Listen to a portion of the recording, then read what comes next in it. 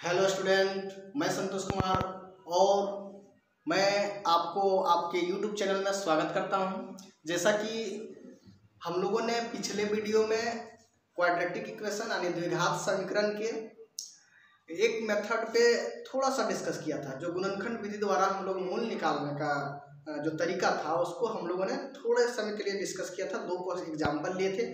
आज हम लोग क्या करेंगे कि गुणनखंड विधि से ही कोशिश करेंगे कि 8-10 क्वेश्चन बहुत अच्छे से समझें, उसको उसके बारीकी को समझें, तरीके के समझें और कोशिश करेंगे कि इस पे कोई तरह का प्रॉब्लम ना हो। ठीक है ना? तो आप लोग भी समझने की कोशिश कीजिएगा कि कैसे क्या टेक्निक है, कैसे इसको हम लोग बहुत आसानी से सॉल्व करेंगे। तो चलो देखते हैं। पहली क्वेश्चन हम लोगों ने लिया हुआ है, 5 क्वेश्चन अभी जस्ट लिया हूँ, तो एक एक करके सबको बनाने की कोशिश करता हूँ। तरीका क्या है कि कोई भी द्विघात समीकरण जो इस प्रकार का हो, ax square plus bx plus c equal to 0, है ना? आप लोग को सबको पहले पता है कि a क्या होता है, b क्या होता है और c क्या होता है कि नहीं? a क्या कहलाता है? a कहलाता है x स्क्वायर का गुणा, b कहलाता है x का गुणा और c क्या कहलाता है? अचर पद। तो अब जब हम लोग को मूल निकालना रहता है कोई भी द्विघात समीकरण का, तो सबसे पहला काम क्या होगा, पहला स्टेप क्या करते हैं कि हम लोग एक्स स्क्वायर का जो गुणांक है और ये कांस्टेंट अचर पद, इन दोनों को क्या करना है? गुना करना है। गुना किसको किसको करना है जी? गुना करना है ए और सी को, है ना? और इसमें एक चीज और ध्यान देना है कि ये जो बी है ना, इसको बीच वाला टर्म कहते हैं और ये बीच वाला टर्म को ही हम लोग को करना रहता है ब्रेक। इस टाइप से तोड़ना रहता है कि जैसे बीच वाला टर्म कौन है? बी। तो बी को हम लोग कैसे लाएंगे? जोड़ के लाएंगे। बी को कैसे लाएंगे? तो जोड़ करके लाएंगे। किसके हेल्प से? तो ए और सी के हेल्प से, है ना? तो ये जोड़ के क्या आना चाहिए? बी। ये दोनों को गुना करेंगे और इसी के हेल्प से जोड़ या घटा करके क्या लाना पड़ेगा? बी लाना पड़ेगा। इसको हम लोग एक एग्जाम्पल से समझेंगे तो बहुत अच्छा क्लियर इसमें हम लोग को समझ में आएगा। जैसे एक क्वेश्चन दिया गया है, हम लोग के पास है x square minus 3x minus 10 equal to 0, है ना? यहाँ से बोलो a का मान कितना है? तो एक्स स्क्वायर का गुणांक कितना है? तो 1, तो 1 लिखेंगे। b का मान -3, c का मान -10। अब पहला बात क्या बोले थे, इसमें याद रखना नहीं है, इसमें सीखना है। एक बार सीख लीजिएगा कोई प्रॉब्लम नहीं होगा। ठीक है ना बच्चों? अब देखो ए और सी को करो गुना। ए और सी को गुना करना मतलब हुआ कि हम क्या कर रहे हैं कि 1 को -10 से गुना किए तो ये मिला कितना? -10। ठीक है। अब क्या करना है कि इस -10 को कैसे तोड़ा जाए, किस प्रकार तोड़ा जाए कि या तो जोड़ या घटा करने से -3 मिल जाए। ठीक है।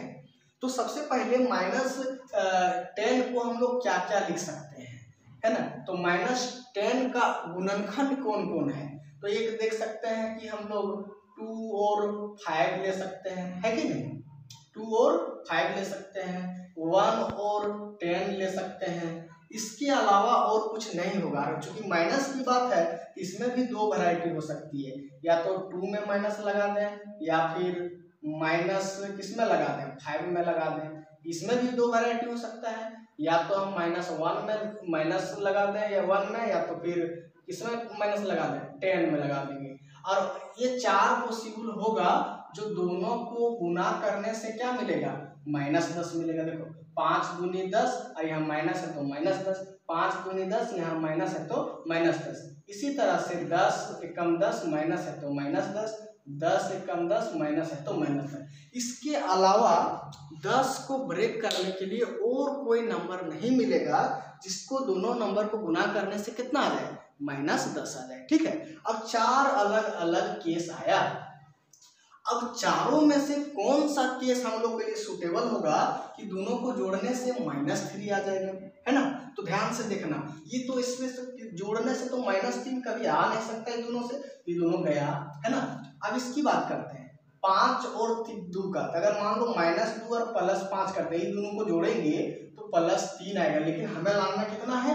-3, तो ये भी नहीं चलेगा। तो इसकी बात करते हैं 2 है ना? इसमें जोड़ना चाह रहे हैं -5, तो 2 - 5 यानी -3 आ गया और गुना करने से -10 भी आ रहा था। यानी कि हम ये वाला पेयर लेंगे, ये वाला जोड़ी इसको ब्रेक करेगा। तो इसको लिखने का तरीका क्या होगा, लिखने का तरीका होगा एक्स स्क्वायर। समझने की कोशिश कीजिएगा, 8-10 क्वेश्चन लेंगे, हम लोग को हर एक इसका कंसेप्ट क्लियर हो जाएगा। डरने की कोई बात नहीं है, जब तक हम हैं तब तक आप लोग को डरना ही नहीं है, ठीक है ना। एक्स स्क्वायर किसको किसको ले रहे हैं, 2 - 5 को ले रहे हैं, है ना। तो पहले 2 को लिखो चाहे -5 को पहले लिखो, कोई दिक्कत नहीं है। लिखते हैं हम लोग किसको, -5 को पहले -5x लिख देते हैं और +2x लिख देते हैं। तो देखो ये दोनों को जोड़ने से -3x मिल जाएगा और -10 = 0। अब इतना करने के बाद हम लोग क्या करेंगे, अब इससे देखेंगे कि ये दोनों टर्म से क्या कॉमन है और ये दोनों टर्म से क्या कॉमन है। तो यहाँ देख पा रहे हैं कि x इसमें भी है और x इसमें भी है, तो हम लोग क्या करेंगे, x कॉमन ले लेंगे। यहाँ कितना x कॉमन लेने के बाद यहाँ पे बचा x और यहाँ पे बचा -5। अब आप लोग को भी अंदाजा लग जाता होगा कि जो यहाँ आया आगे भी वही आएगा, तो यहाँ पे क्या कॉमन लिया जाए कि यही आ जाए। तो 2 इसमें कॉमन है, 2 इसमें कॉमन है, ले लिया कॉमन, बचा x - 5 = 0। अभी दोनों टर्म में देखो x - 5 हमें कॉमन दिख रहा है, तो मैं क्या करूंगा, x - 5 को कॉमन ले लूंगा और इसको लिखूंगा 0, है ना।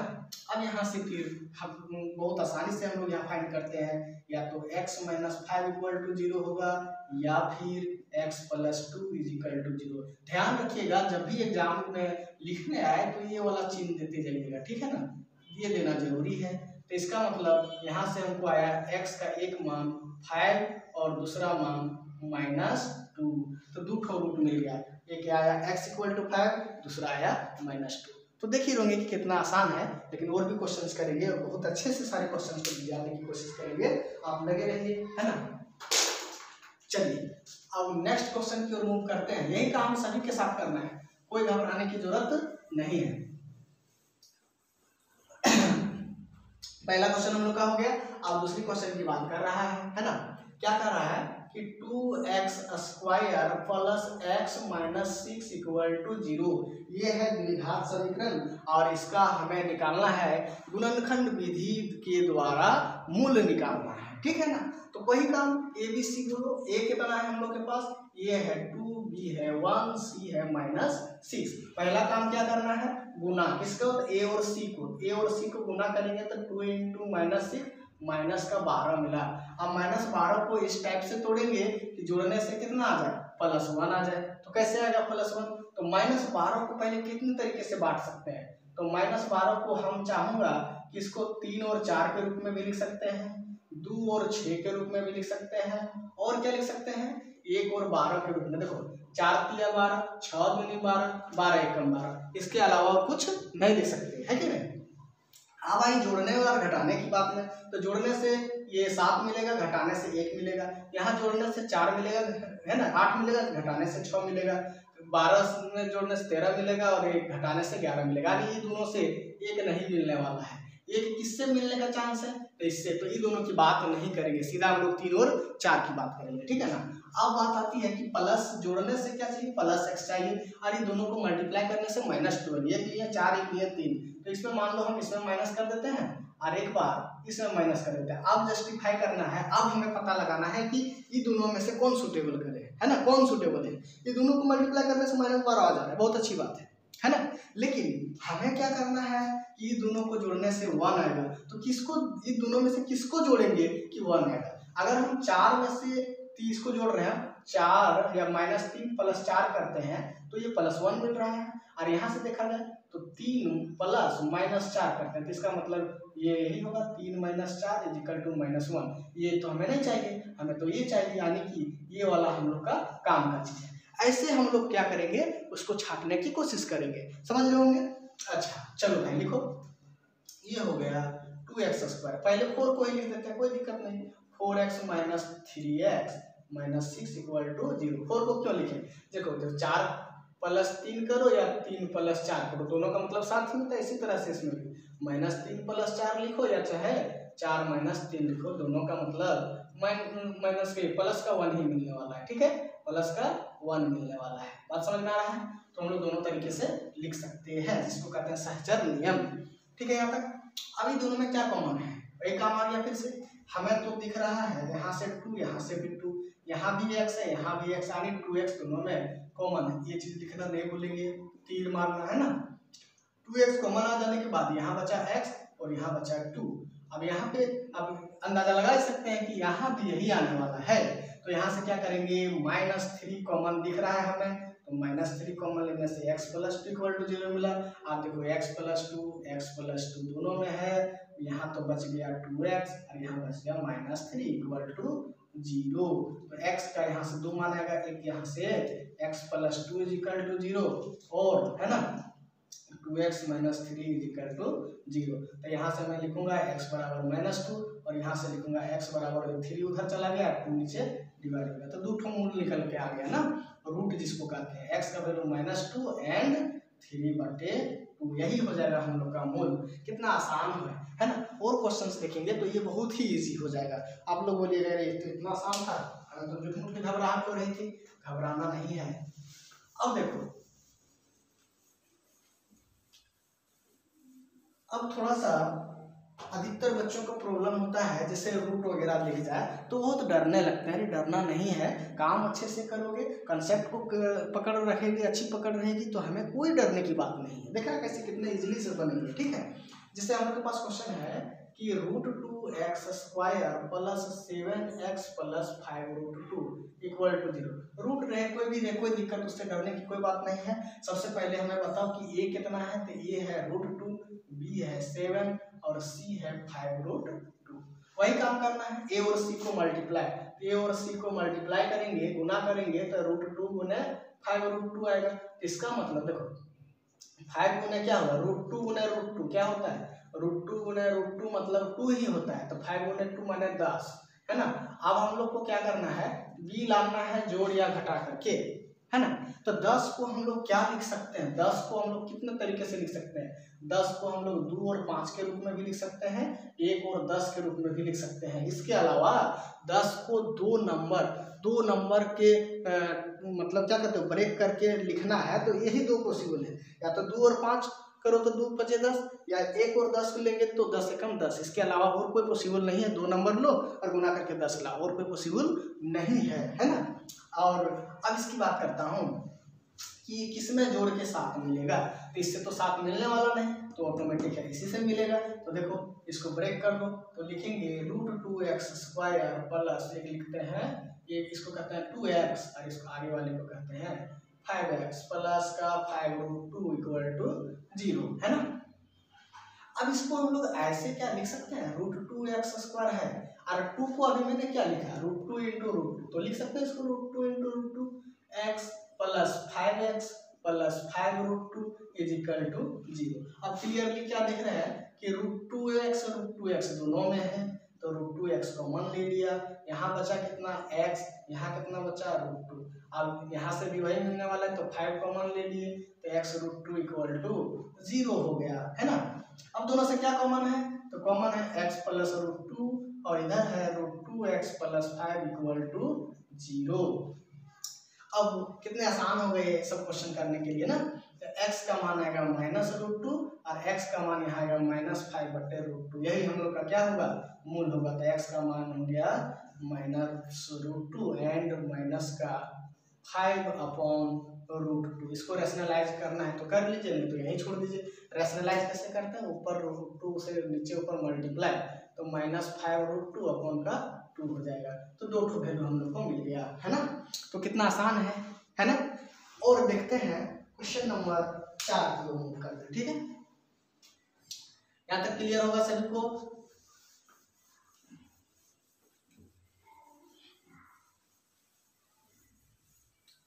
क्वेश्चन नंबर 4 क्या करता है, क्वेश्चन नंबर 4 देखा जाए तो ये क्वाड्रेटिक के रूप में नहीं है, स्टैंडर्ड नहीं है। इसको बनाएंगे सबसे पहले स्टैंडर्ड नहीं है तो उसको बनाओ पहले स्टैंडर्ड। ये दिया हुआ है 2x² - x + 1/8 = 0। तब यहाँ क्या करूँगा, यहाँ से मैं 8 कॉमन एलसीएम ले लूँगा। 8 एलसीएम लेने से 8 × 2 = 16x² हो गया, -8x हो गया, +1 = 0 हो गया। तो इसको हम क्या ऐसा लिख सकते हैं 16x² minus 8x plus 1 is equal to 0, बिल्कुल लिख सकते हैं। आप फिर से बताओ a कितना हो गया, तो ये 16, b कितना हो गया माइनस 8, c कितना हो गया प्लस 1। क्या करना रहता है a और c को गुना, तो 16 × 1 करेंगे 16 मिलेगा। अब 16 को 2 नंबर में तोड़ना है, कितने तरीके से तोड़ सकते हैं, तो 16 को 2 नंबर में तोड़ना है, जोड़ या घटा करके -8 लाना है। तो 16 को कितने तरीके से तोड़ सकते हैं, देखो जी 16 को हम या तो 2 और 8 के रूप में लिख सकते हैं, और 4 और 4 के रूप में लिख सकते हैं, या 1 और 16 के रूप में लिख सकते हैं, है कि नहीं। अब देखो 2 और 8 को जोड़ने से तो 8 तो नहीं आएगा, तो ये चलेगा नहीं। इसको भी जोड़ने से 8 नहीं आएगा, तो ये भी नहीं चलेगा। इसको जोड़ने से 8 आ जाएगा, लेकिन हमें -8 चाहिए। क्या चाहिए, -8। तो एक काम करते हैं, इसमें भी माइनस लगा देते हैं, इसमें भी माइनस लगा देते हैं। तो ऐसा हो सकता है, देखो दोनों को मल्टीप्लाई करने से 16 आ जाएगा, और दोनों को जोड़ने से -8 आ जाएगा, क्योंकि -4x -8x होगा, है ना, -8x आ जाएगा। तो इसको इजीली ब्रेक कर लेंगे, 16x² minus 4x plus 1 equal to 0। अब इन दोनों में क्या कॉमन है, हमें तो 4x दिख रहा है, तो लिख ले 4x कॉमन है, तो इधर बचा 4x -1। अब यहाँ पे कुछ नहीं कॉमन है, तो -1 कॉमन ले लेते हैं, क्योंकि इसको ही लाना है, तो ये प्लस है, तो माइनस कॉमन ले लेते हैं, -1 कॉमन, तो 4x -1 is equal to 0। 4x -1 क्या हो गया, कॉमन हो गया, और यहाँ भी वही चीज मिल गया दोबारा, इक्वल टू 0। तो यहाँ पे दोनों रूट क्या मिला, इक्वल मिला, है ना। तो 4x -1 is equal to 0, 4x -1 is equal to 0। तो x का मान आया जो बच्चों, वो आया 1/4 दोनों सेम आ गया, है ना। आ भी सकता है दोनों सेम हो, दोनों अलग अलग हो, है ना, ये ऐसा हो सकता है, इसमें कोई दिक्कत नहीं है। अब देखेंगे लास्ट वाला क्वेश्चन नंबर 5, उसके बाद हम लोग दूसरा मेथड की ओर बढ़ेंगे, और इसमें रिलेटेड जो NCERT एग्जाम्पलर का क्वेश्चन है उसको लाएंगे। उसमें भी बहुत बढ़िया बढ़िया क्वेश्चंस है, और इतना अगर समझ में आ गया तो हमें नहीं लगता कि कोई दिक्कत होगी, हर टाइप के क्वेश्चंस आप लोग लगा सकते हैं। NCERT के लगभग सारे क्वेश्चन जो था एक्सरसाइज का मैंने लिया है। फिर हम लोग एक बार जब ये सारे कंसेप्ट समझ जाएंगे, तो हम लोग आएंगे वर्ड प्रॉब्लम वाला में, जो लैंग्वेज वाला रहता है, ठीक है ना, उसको कितना आसानी से सॉल्व करेंगे उस पर देखिएगा, बड़ा मजा आएगा। अब देखिए क्वेश्चन नंबर 5 की बात कर रहा है, यहाँ पे हमारे पास है 100x² minus 20x plus 1 equal to 0। वही काम करो, a कितना है तो 100 है, b कितना है -20 है, c कितना है 1 है, ठीक है ना। अब बताओ, फिर वही काम करना है, a और c को मल्टीप्लाई, तो कितना होगा 100 × 1 -100। अब 100 को इस टाइप से ब्रेक करो कि -20 आ जाए, तो वही काम फिर कर सकते हैं। सर एक काम कीजिए, एक तो इसको 10 लीजिए, भी 10 लीजिए, ये दोनों को माइनस कर दीजिए, कितना आसान हो गया जी। तो 100x² minus 10x plus 1 equal to 0, ठीक है। अब यहाँ से 10x हमें कॉमन दिख रहा है, तो ये बचा कितना 10x -1 कॉमन दिख रहा है, तो 10x -1 इज इक्वल टू 0। तो 10x -1 और 10x -1 इक्वल टू 0। तो x का मान कितना आएगा 1/10, 1/10, ये हम लोग को क्या कहलाएगा, मूल कहलाएगा। तो इस तरह से देख सकते हैं कि कितना आसान होता है इस टाइप के क्वेश्चंस, ठीक है। अभी बहुत सारे क्वेश्चंस लेंगे जो द्विघात समीकरण टाइप का तो नहीं दिखेगा, उसको सबसे पहले हम लोग द्विघात समीकरण बनाएंगे और फिर सॉल्व करेंगे हम लोग कौन सा मेथड से, तो गुणनखंड विधि से, और एक और विधि पहले जान लेंगे, फिर उस टाइप के क्वेश्चन से लेंगे, ठीक है। क्या होता है कि हमेशा हम लोग को इस टाइप से फैक्टराइज करने में बहुत समय क्या होता है कि हम लोग को दिक्कत होने लगती है, तो इसलिए एक और मेथड आया जिसको हम लोग कहेंगे, जो फार्मूला था श्रीधराचार्य फार्मूला, वही फार्मूला से हम लोग काम करेंगे। और उसमें होगा कि हर एक तरीके का जितने टाइप का द्विघात समीकरण होगा उससे सॉल्व करने में हम लोग को और ईजी हो जाएगा, ठीक है ना। तो उसी की चर्चा करेंगे इसके बाद, ठीक है। अब जो हम लोग को दूसरा मेथड है, दूसरा विधि है, वो एक तो था कि पूर्ण वर्ग बनाने का विधि, तो वो तो सिलेबस से बाहर है, तो उसको हम लोग बाद में पढ़ेंगे। यानी कि जो तीसरा नंबर था उसको पढ़ के फिर दूसरा नंबर बनाएंगे, ठीक है। क्योंकि जो पहले एग्जाम पॉइंट ऑफ व्यू से है उसको पढ़ लेंगे, फिर हम लोग बात करेंगे जो एग्जाम पॉइंट से नहीं, यानी कि सिलेबस से हटा हुआ है, फिर भी हम लोग पढ़ लेंगे ताकि वो आगे भी काम आएगा, तरीके से जान लेंगे, ठीक है। अब देखते हैं, अब जो बात करेंगे वो दूसरा विधि, एक्चुअली वो तीसरा विधि था, लेकिन हम लोग अभी दूसरा विधि में ही लिखेंगे। वो सूत्र के अनुसार, द्विघात समीकरण का जो सूत्र है उसके अनुसार, तो द्विघात समीकरण का सूत्र के अनुसार, द्विघात समीकरण सूत्र विधि है ना, अब इसमें क्या है, ध्यान से समझने की जरूरत है। हम लोग जानते क्या है कि द्विघात समीकरण जो होता है वो होता है ax square plus bx plus c equal to 0, है ना। abc क्या चीज है ये भी पता है। अब इसमें दो ठो क्या होगा, दो ठो रूट होता है, दो ठो मूल होता है। मान लेते हैं एक हुआ अल्फा, दूसरा हुआ बीटा, ठीक है। तो क्या ये हर बार हम लोग को रूट जो है वो मिल जाएगा क्या, है ना, हर बार रूट मिलेगा क्या, ये भी, ये इसका अगर प्रकृति जानना है तो प्रकृति बड़ा इंपॉर्टेंट है इसका। सबसे पहले जानेंगे द्विघात समीकरण का प्रकृति। तो द्विघात समीकरण का प्रकृति को जानने के लिए हम लोग एक वर्ड, एक शब्द का इंट्रोड्यूस करेंगे जिसका नाम है विभेक्तर। क्या नाम है, विभेक्तर। अब विभेक्तर को इंग्लिश में कहते हैं डिस्क्रिमिनांट। क्या कहते हैं, डिस्क्रिमिनांट। डिस्क्रिमिनांट को हम लोग इसको डी से लिखेंगे, है ना। और डी क्या चीज होता है, डी होता है कुछ ज्यादा अलग विशेष बात नहीं है, ये बी स्क्वायर माइनस 4ac ही क्या कहलाता है, डिस्क्रिमिनांट या विभेक्तर कहलाता है। याद रखना है डी बराबर कितना, B square minus 4ac, B square minus 4ac, B square minus 4ac ही क्या कहलाता है, डिस्क्रिमिनांट। और डिस्क्रिमिनांट को हिंदी में क्या कहते हैं, विभेक्तर, है ना। अब यही बताएगा इसका प्रकृति। प्रकृति कहने का मतलब कि इसके दो ठो रूट होगा तो रूट कैसा होगा उसके बारे में। तो ये पॉइंट बहुत इंपॉर्टेंट है आप लोग के लिए। यहाँ से क्वेश्चंस भी आते हैं, बहुत सारे क्वेश्चन ऑब्जेक्टिव टाइप के क्वेश्चन बनेंगे और सारे क्वेश्चंस को हम लोग बनाएंगे भी और बताएंगे भी और कैसे पूछा जाएगा वो भी करेंगे, ठीक है ना। तो इसको समझने की जरूरत है, बहुत अच्छे से समझने की कोशिश करना। ये पार्ट समझ में आएगा तो ये चैप्टर समझ लो ऑलमोस्ट खत्म हो चुका है, ठीक है ना। विभेक्तर को जान ले, क्या होता है, डी बराबर बी स्क्वायर माइनस 4ac ही क्या कहलाता है, विभेक्तर कहलाता है। इसमें देखो पहला चीज, अब डी का जो मान आएगा, डी का मान जो आएगा वो क्या क्या हो सकता है, ठीक है। अगर मान लो कि डी का मान बी स्क्वायर माइनस 4ac होता है, अगर इसको हम abc बैठाए और इसका मान आ गया कितना, इक्वल टू 0, कितने किसके बराबर आ जाए, इक्वल टू 0 के, मतलब abc का मान रखे और डी आ गया 0। तो इस केस में क्या होगा, इस केस में जो दोनों रूट जो मिला हम लोग को वो दोनों रूट इक्वल होगा और क्या होगा, साथ ही साथ वास्तविक संख्या होगा। तो दोनों रूट, है ना, दोनों मूल जिसको कहते हैं रूट या इसको कहते हैं मूल, वास्तविक होंगे। क्या होंगे, वास्तविक होंगे तथा दोनों समान होंगे। दोनों समान होंगे, समान होंगे मतलब सेम होगा दोनों, है ना। याद रखना दोनों क्या होंगे, वास्तविक होगा और दोनों समान होगा, दोनों इक्वल होगा, दोनों बराबर होगा। बात समझ में आया, कब, जब डी का मान 0 आ जाए। डी का मान 0 आ गया तो क्या होगा, दोनों मूल समान होगा, दोनों मूल होगा वो बराबर होगा, दोनों रूट होगा वो क्या होगा, बराबर भी होगा और वास्तविक होगा। वास्तविक मतलब रियल नंबर, ठीक है ना, रियल नंबर भी होगा और बराबर भी होगा। ये रियल नंबर और बराबर कब होगा, जब डी का मान 0 हो जाए। बच्चे समझ रहे हो कि ना समझ रहे हो, ये बात एकदम ध्यान से सुनो। अगर डी निकाला और आ गया 0 तो इसका मतलब हम लोग इसकी प्रकृति जांच करनी है।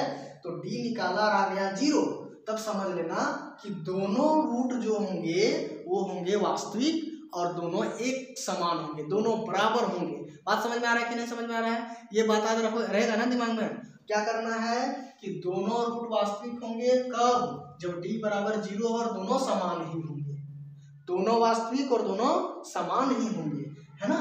अच्छा दूसरी बात, अगर मान लो कि डी का मान बी स्क्वायर माइनस 4ac 0 से बड़ा आ गया। 0 से बड़ा कहने का मतलब, 0 से बड़ा कहने का मतलब पॉजिटिव आ जाए, है ना। नेगेटिव वाला 0 से छोटा, पॉजिटिव वाला 0 से बड़ा। 0 से बड़ा आ गया कौन, विभेक्तर, डिस्क्रिमिनांट, डी किसके बड़ा आ गया, 0 से बड़ा आ गया। तब इस केस में क्या होगा बच्चों, तब इस केस में दोनों रूट क्या होंगे, तो रूट को मूल कहते हैं हिंदी में, तो वास्तविक तो होंगे, वास्तविक होंगे तथा अलग अलग मान होगा, तथा दोनों अलग अलग मान सेम नहीं होगा, दोनों अलग अलग होगा। समझ रहे हो कि नहीं समझ रहे हो? अलग अलग कब होगा? जब विभेदक 0 से बड़ा आ जाए, पॉजिटिव नंबर आ जाए, नेगेटिव नहीं धनात्मक नंबर आ जाए, तब क्या होगा? तब जो मूल होगा वो वास्तविक तो होगा ही होगा, साथ ही साथ क्या होगा? दोनों अलग अलग मानेगा, सेम नहीं होगा। अब कुछ सेम का मतलब क्या हुआ कि दोनों आ जाए बराबर, अलग अलग मतलब क्या हुआ कि दोनों बराबर नहीं है। आएगा तो दो ही ठो, या तो दोनों बराबर आएगा या तो दोनों अलग अलग आएगा। बराबर कब आएगा? जब डी का मान 0 हो जाए। अलग अलग कब होगा? जब डी ग्रेटर देन 0 हो जाए, यानी धनात्मक आए। अरे सर तीसरी बात एक और केस हो सकता था ना कि b² - 4ac अगर लेस देन 0 आ गया, मतलब 0 से कम आ गया, 0 से छोटा आ जाए, 0 से छोटा कहने मतलब नेगेटिव आ जाए, तब इस केस में कहेंगे मूल एग्जिस्ट नहीं करेगा, अस्तित्व में नहीं होगा, अस्तित्व में नहीं होगा। तो ये अस्तित्व कब होगा? तो तुम्हारे 10 क्लास में नहीं होगा, ये 11 क्लास में जाओगे ना, वास्तविक संख्या के बाद एक और संख्या होता है, कॉम्प्लेक्स नंबर कहते हैं, तो उस समय जानेंगे। तुम लोग को केवल दो ही चीज जानना है, दो चीज क्या क्या? डी क्या होना चाहिए? 0 हो गया तो दोनों मूल वास्तविक होंगे तथा दोनों समान होंगे। डी ग्रेटर देन 0 हो गया तो दोनों मूल वास्तविक होंगे तथा अलग अलग होगा, है ना। और डी अगर 0 से छोटा आ गया माने नेगेटिव आ गया तो मूल अस्तित्व में नहीं होगा। यही बताता है, डी ही बताता है इस द्विघात समीकरण का प्रकृति, नेचर, उसकी क्या नेचर है, क्या प्रकृति है, कौन बताता है? तो डी बताता है। डी क्या चीज होता है? b² - 4ac, नाम क्या कहलाता है? विभेदक। ये बात अगर समझ में आया तो इसमें हम लोग आगे की बात करेंगे क्वेश्चंस की। अब देखो मूल कब एग्जिस्ट होंगे, मूल कब अस्तित्व में होंगे? मूल तभी होंगे जब, ये बात बहुत इंपॉर्टेंट है, नोट करके सभी लोग लिखना, मूल कब अस्तित्व, मूल का अस्तित्व कब होगा? द्विघात समीकरण का मूल का अस्तित्व कब होगा, है ना। देखो द्विघात समीकरण का मूल कब अस्तित्व होगा? कब अस्तित्व, थोड़ा हिंदी में गड़बड़ हो सकता है मेरा, उसमें आप लोग सुधार लीजिएगा। अस्तित्व होगा अगर मान लो या तो d का मान 0 हो जाए या फिर d का मान ग्रेटर 0 हो जाए।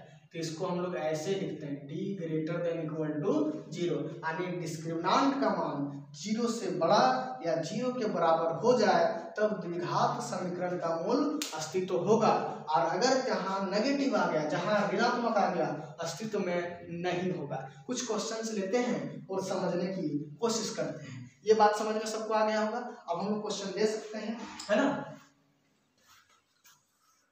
तो अब हम लोग क्वेश्चन देखेंगे। इसमें बोला कि मूलों की प्रकृति ज्ञात कीजिए, द्विघात समीकरण के मूलों की प्रकृति ज्ञात कीजिए। तो मूल की प्रकृति ज्ञात करना है तो हमें हर हाल में विभेदक निकालना ही पड़ेगा, है ना। पहला क्वेश्चन में देखते हैं, इसका विभेदक निकालते हैं। तो बताओ देख करके कि a कितना है? तो a है 2, b कितना है? -3, c कितना है? 5। तो d कितना होता है? d होता है b² - 4ac। तो b² - 4ac, तो b का मान है -3, तो -3 का होल स्क्वायर कर देना है, -4, a का मान है 2 और c का मान है 5। तो कितना होगा जी? ये हो जाएगा माइनस का 2 बार स्क्वायर, ये 2 बार गुना करके -3 गुना -3, तो ये हो जाएगा 9 और माइनस 5 चौके 20 दूना 40, ये कितना आएगा? -31। ये क्या चीज है? 0 से बड़ा है कि छोटा है? 0 से छोटा है। तो 0 से छोटा होता है अस्तित्व में है ही नहीं, तो यहाँ लिख देंगे कि मूल अस्तित्व में नहीं है, अस्तित्व में नहीं है। क्यों नहीं है? क्योंकि d का मान 0 से कम आ गया। दूसरा क्वेश्चन देखते हैं। दूसरा क्वेश्चन में बोलो ये कितना है? तो ये है 3, है ना। ये कितना है? 3। b कितना है? -4√3 और c कितना है? तो 4, है ना। तो d क्या होगा? d हो जाएगा हम लोग का b² - 4ac। फार्मूला लगा दो, b का मान ये पूरे का होल स्क्वायर करना है ना, तो -4√3 का होल स्क्वायर -4 × 3 × 4। अब इसका देखो, ये माइनस का स्क्वायर करेंगे तो प्लस होगा, और 4 का स्क्वायर 16 और √3 का स्क्वायर 3 होता है ना। अरे देखो 4 चौका 16 3 48 हो गया। अब 48 ये भी हो रहा है, 48 में से 48 गया, कितना मिला 0। डी का मान क्या आ गया 0 आ गया, यानी मूल अस्तित्व में है, मूल अस्तित्व में है। और क्या देगा 0 आने से हमने बताया था कि मूल का अस्तित्व है तथा दोनों मूल क्या होंगे, दोनों मूल वास्तविक एवं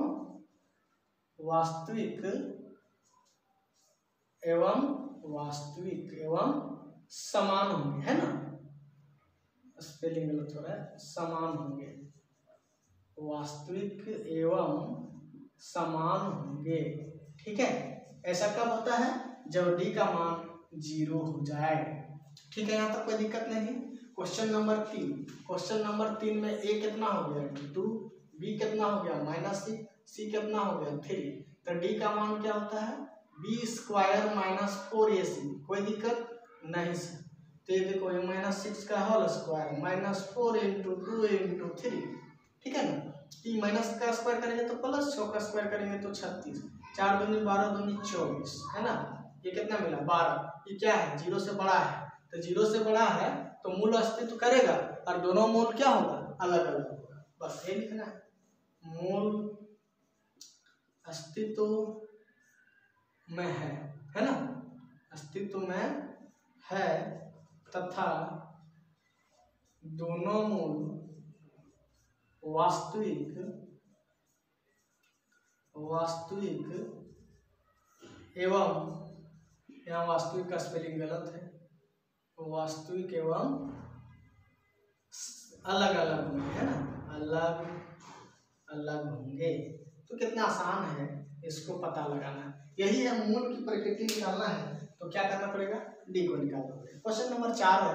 क्वेश्चन नंबर 4 सबसे पहले उसको हम लोग मानक रूप में लिखेंगे, जैसे द्विघात समीकरण होता है उस रूप में पहले लिख लेंगे इसको। उस रूप में नहीं है ये, तो उसको लाने के लिए क्या करना है 3 LCM ले लिया, ठीक है ना।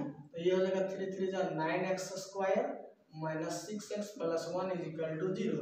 ये उधर चला गया तो 9x² - 6x + 1 = 0। a का मान कितना है 9, b का मान कितना है -6, c का मान कितना है 1।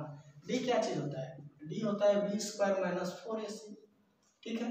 तो b² मतलब -6 का होल स्क्वायर -4 × 9 × 1 कितना होगा, ये हो गया 36 और ये भी हो गया 36, आ गया 0। तो d जब 0 हो गया तो इस केस में क्या होता है, मूल अस्तित्व में होगा तथा दोनों वास्तविक होगा और दोनों समान होगा।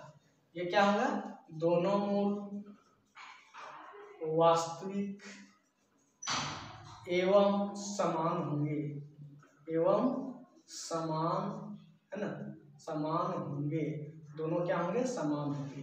तो इस तरह से हम लोग मूलों की प्रकृति बहुत आसान तरीके से निकालें। आज हम लोगों ने सीखा कि द्विघात समीकरण के मूलों की प्रकृति निकालना। जब ये चीज प्रकृति पता चल गया कि मूल अस्तित्व में होगा, तब हम लगा सकते हैं द्विघात समीकरण का फॉर्मूला, अदरवाइज नहीं लगा सकते हैं। नेक्स्ट लेक्चर में हम लोग कोशिश करेंगे कि इसका जो दूसरा मेथड है उसको अच्छे से जान करके इसमें बहुत सारे प्रॉब्लम करेंगे, ठीक है। तो आज के लिए हम लोग इतने ही रखेंगे। आप लोग को चैनल अच्छा लग रहा होगा, वीडियो अच्छे लग रहे होंगे, कंटेंट अच्छे लग रहे होंगे, तो थोड़ा अपना प्यार दे दीजिएगा। आपको लाइक और शेयर करने में शायद कुछ खर्च नहीं होंगे, बस इतना ही प्यार आप लोग के लिए हमें बहुत ही क्या बोलते हैं मनोबल बढ़ाएगा और हमें ऊर्जा मिलेगी। और मैं कोशिश करूंगा कि इससे बेहतर दिन प्रतिदिन बेहतर करता जाऊँ आप लोगों के लिए, और आपके फ्यूचर का अच्छी फ्यूचर की शुभकामना करता हूँ। धन्यवाद।